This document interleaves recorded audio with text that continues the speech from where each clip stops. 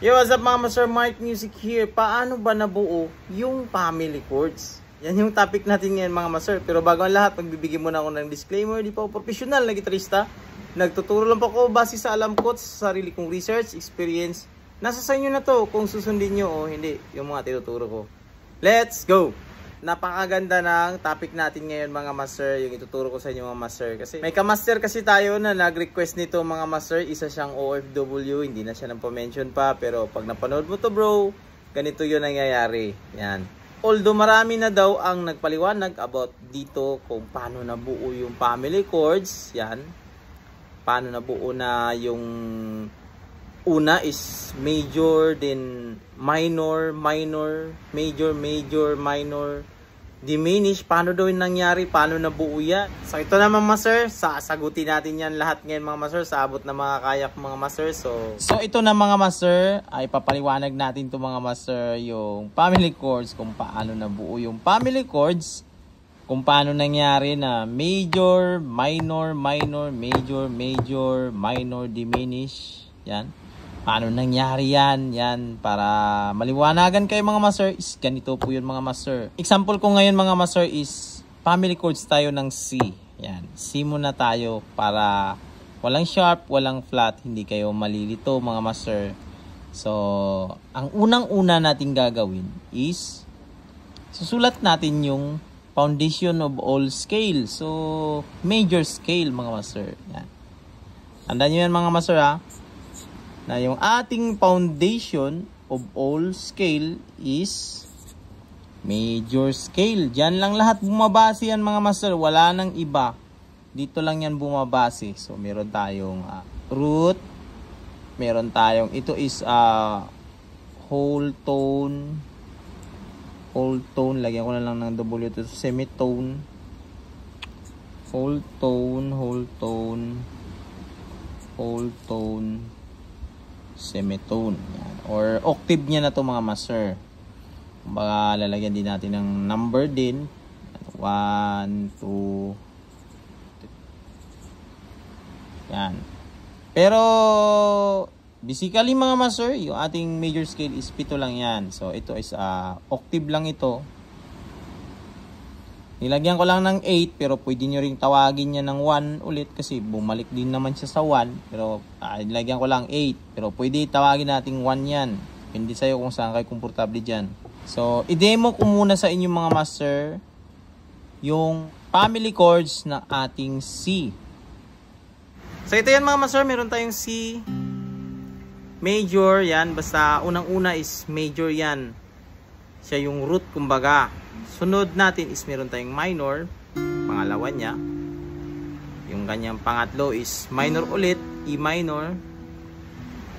Ito yung sunod is major na tayo, F major. Tapos meron tayong G major, A minor, at meron tayong B diminish. Yan. Yan. Medyo weird yung chords niya mga Master, pero mamaya ipaliwanag ko sa inyo ito mga Master. Meron tayong C major, D minor, E minor, F, G, A minor, at B diminished. Yan. Family chords ng C, yan. Ito yung mga chords niya. Kumbaga napabilang sa family chords na pinaka-root natin, yung C. So, yung mga chords na to is bumabase yan dito sa scale. Ito yung mga nota. Ito mga nota, ito yung chords. So, yung bawat chords na yan mga Master, meron tayong tinatawag na triads. Yan. At para matukoy natin yung mga triads nitong bawat chords na to, is simple, bibilang lang tayo ng nota dito sa ating scale. Meron lang tayong isang pagitan para makuha natin yung triad. So, ito, example sa ating C, meron tayong C, pagitan tayo ng isa, E, pagitan ng isa, G. Yan. Ganun lang kasimple mga Master. Kaya nga yung ating C, meron siyang root, yan. Nakalagay ito 1, Tapos meron tayong third, yan, nakalagay E, fifth. Yan. Dahil lang dito sa C. At kaya siya ginawang root or siya yung pinakaugat na lahat ng mga nota na nandito or yung mga triads nitong mga natitirang mga chords sa kasama niya sa pamilya niya, yan, is sinasaklaw lang din lahat yan ng scale ng C major scale. Yun mga master. So, maglalagay na ako ng nota dito sa C. So, tandaan natin yun mga master na meron tayong C, tapos pagitan ng isa. So, nakuha na agad natin yung triads ng ating C. Or yan din yung chords sa dinemo ko sa inyo kanina. Ngayon, sa D naman natin mga master, wala tayong ibang gagawin. Stick lang tayo doon sa ating scale. So, pag sa scale naman, so, ang mayayari sa kanya, ito na yung magiging D niya ulit. Dito tayo babase. So, D, pagitan ng isa, F, pagitan ng isa. So, ang triads ng ating D minor is D, F, A. F, A. Tapos, ganun din yung ating E minor. So, E, pagitan ng isa, G, pagitan ng isa, B. So, ito yung triads niya, E, G, B. At yung F natin, F, A, C. F, A, C. At yung ating G is G, B, sunod nito is D. Yan, D. G, B, D. At yung ating A minor, meron tayong A, C, E. A, C, E. At yung ating B diminished is meron tayong B, pagitan ng C, D, F. Yan. B, D, F. Yan. Ganun lang kasimple mga master, ganun lang kadali. Ma-identify na natin ang family chords ng ating C na dun pala yan nakabase lang din sa C major scale. Kaya yung mga family chords, pag sinabing family chords ng C, ang binasihan yan na scale. Kaya nga pag mag-lead tayo, yan, mag-lead tayo. Pag meron tayong mga chord progression na family chords na minsan meron tayong C, G, ganyan. Nakabase lang din yan sa scale ng C. Kumbaga ito yung chord progression, yan. Kahit anong kombinasyon ng chord progression is wag tayong umalis sa scale ng C. Kasi itong mga chord progression na to or itong mga chord na to, ito. Yan. Saklaw yan ng ating C na root. Siyang pinakaugat ng lahat.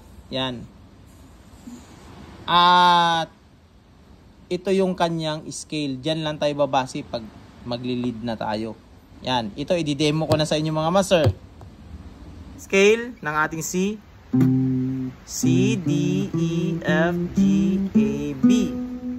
C. O, octave niya. So, pag do, re, mi natin yan.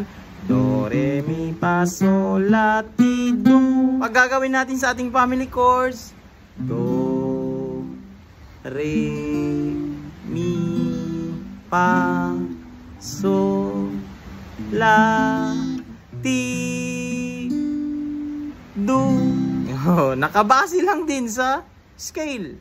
Pag alam nyo to mga master, kahit anong key, anong family chords, basta gayahin nyo lang ito, yung ating method kung paano natin nakuha mga master. Yan. Sundan nyo lang mga master. Basta ito lang yung tandaan nyo mga master, family chords ng G, sulat nyo muna yung G. Major scale. Major scale mga master, baka minor scale yung sulat nyo. So major scale, lagi tayong major scale. Kasi yan yung foundation natin or yan yung mga nota na binubuo lang din ng ating family chords. Then, pag masulat na natin yan, masulat na natin yan, isusulat na natin siya dito. Pababa. Kagaya ng ginawa ko kanina. Then, tandaan natin lagi na meron tayo sa family chords, di ba? Meron tayong root na major. Tapos yung pangalawa niya, matic yan, minor yan. Tapos ito, minor ulit. Major, major, minor, at diminish. Then, yung mga nota na yan, mga triads, is yung kanina na binasihan natin mga master, paano ko ginawa. Yun lang, gagayahin nyo yan mga master. Kahit anong family chords pa yan, kayang-kaya natin makuha. Basta sundan nyo lang yung formula na to mga master. Hindi na kayo malilito. Yan. So, sana nagbigay ito ng ideya mga master sa inyo mga master, sa mga nagtatanong about dito kung paano na po yung family chords. So, hanggang dito lang sa video natin na ito mga master. This is Mark Music. God bless you all. Peace out.